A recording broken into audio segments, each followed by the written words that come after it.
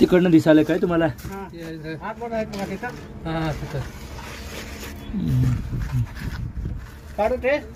थांबा थांबा इकडे येऊ थांबा.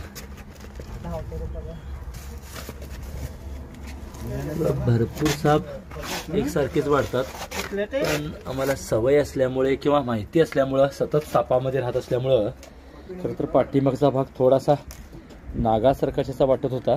आणि तुम्ही बघू शकता राष्ट्रीय महामार्ग जो बेळगाव गोवा रोड गेला आहे व्हाया अनमोड, मी दुरून दाखवण्याचा प्रयत्न करतो. आणि प्रभूनगर गावामध्ये मी आहे.